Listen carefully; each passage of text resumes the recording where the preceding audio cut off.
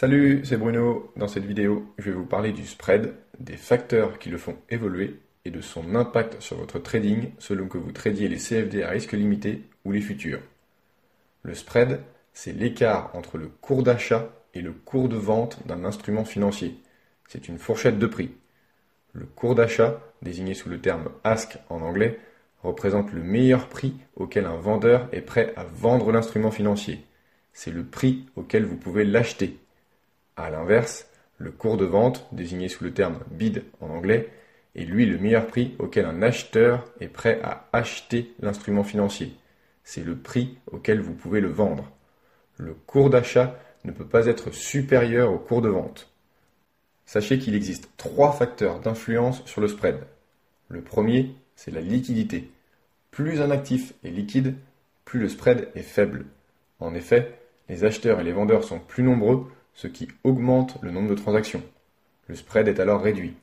Par exemple, cela peut être le cas entre 13h et 17h30 lorsque les marchés européens sont ouverts en même temps que les marchés américains. Le deuxième facteur d'influence sur le spread, c'est la volatilité. Plus un actif est volatile, plus le spread est élevé. Cela est dû au fait que l'amplitude des variations est plus forte sur un actif volatile. Il est alors plus difficile pour les acheteurs et vendeurs de trouver une fourchette de prix d'équilibre. C'est notamment le cas lors d'annonces économiques importantes ou de périodes de nervosité sur les marchés financiers. Le troisième facteur d'influence sur le spread, c'est le type d'instrument. Selon que vous tradiez les CFD à risque limité ou les futurs, le spread est différent sur un même produit.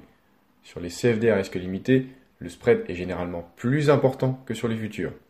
En effet, les courtiers CFD à risque limité se rémunèrent sur le spread. Ils écartent volontairement la fourchette de prix entre l'offre et la demande.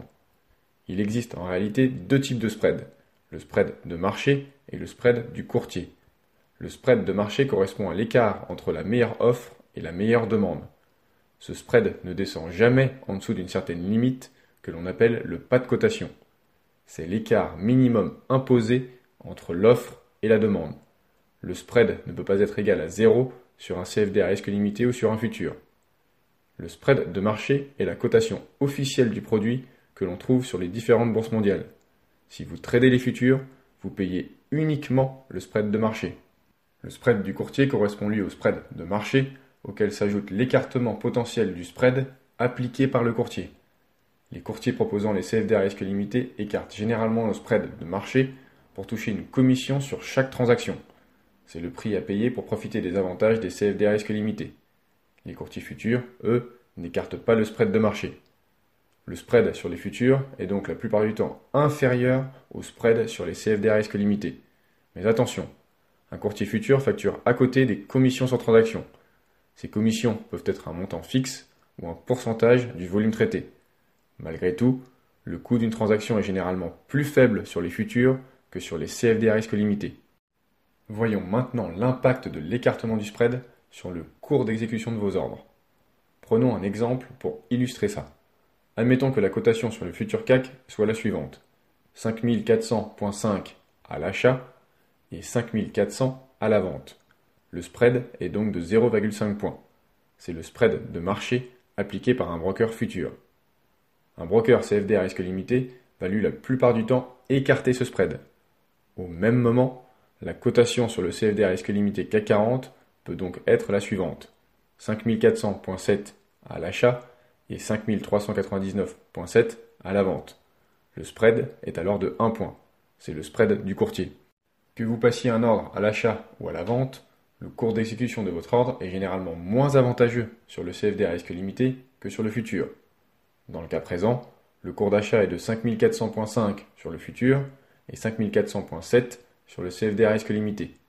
A l'inverse, le cours de vente est de 5400 sur le futur et de 5399.7 sur le CFD à risque limité. L'effet de l'écartement du spread ne s'arrête pas là. Il peut également avoir un impact sur votre performance de trading.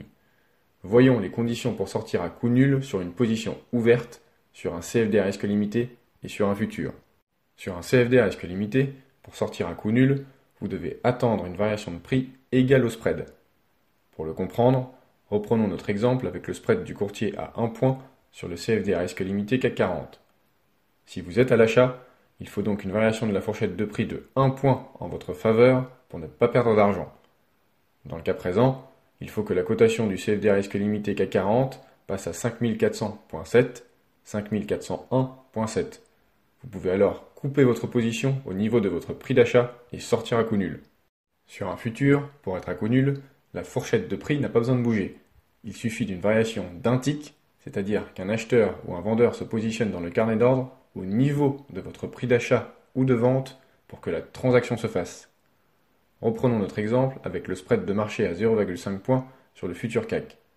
Si vous êtes positionné à l'achat, pour sortir à coup nul, il faut un acheteur en face à 5400.5 dans le carnet d'ordre. Si c'est le cas, votre ordre peut alors être exécuté sans que la fourchette de prix ne bouge. Il est donc généralement plus facile de sortir à coup nul sur un futur que sur un CFD à risque limité. Les futurs peuvent offrir un avantage non négligeable pour les scalpers ou les traders à très court terme. Pour les traders plus long terme, l'impact est très limité. Voilà, c'est terminé pour cette vidéo sur le spread. Si vous avez des questions, n'hésitez pas à commenter la vidéo. À très vite sur Central Charts.